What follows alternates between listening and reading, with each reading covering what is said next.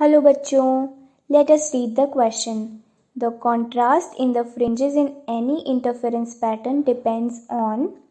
So the key concept जो इस question में use हुआ है वो है interference.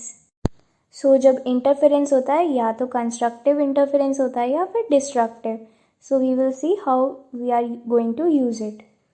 So due to interference हमें screen पे bright या फिर डार्क फ्रिंजेस शो होती है. So this is the phenomena due to interference.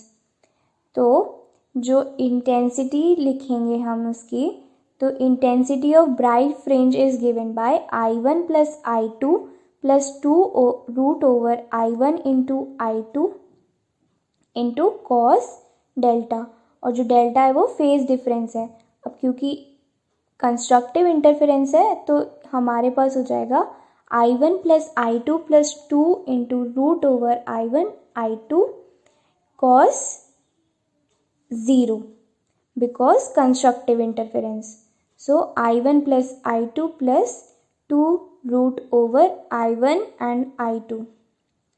और जो डार्क फ्रिंज है, डार्क फ्रिंज बनती है डिस्ट्रक्टिव इंटरफेरेंस से. तो डार्क फ्रिंज का इंटेंसिटी फॉर्मूला हो जाएगा I1 plus I2 plus 2 root over I1 I2 cos delta और वो होगा डिस्ट्रक्टिव है.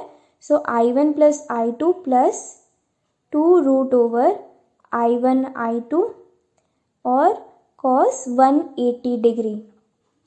ओके, तो हमें फाइंड होता है I1 plus I2 minus 2 root over I1 I2. अब कॉन्ट्रास्ट होता है. कॉन्ट्रास्ट से मतलब है कि ब्राइट और डार्क में कितना डिफरेंस है. सो कॉन्ट्रास्ट हो जाएगा intensity of bright minus intensity of dark.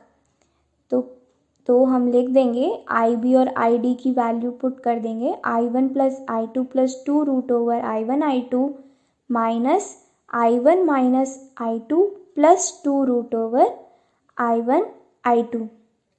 So we will get 4 into root over I1 I2. अब हम यहाँ देख सकते हैं जो कॉन्ट्रास्ट है वो रूट ओवर I1 और I2 intensity of bright and dark पे डिपेंड कर रहा है, यानी कि दो सोर्सेज के ऊपर डिपेंड करता है. तो जो ऑप्शंस है फ्रिंज विड्थ पे डिपेंड नहीं कर रहा, वेवलेंथ पे डिपेंड नहीं कर रहा, डिस्टेंस बिटवीन सोर्सेज पे डिपेंड नहीं कर रहा. It is depending upon intensity ratios of the sources. So option C is the correct answer. I hope you understood it well. Best of luck.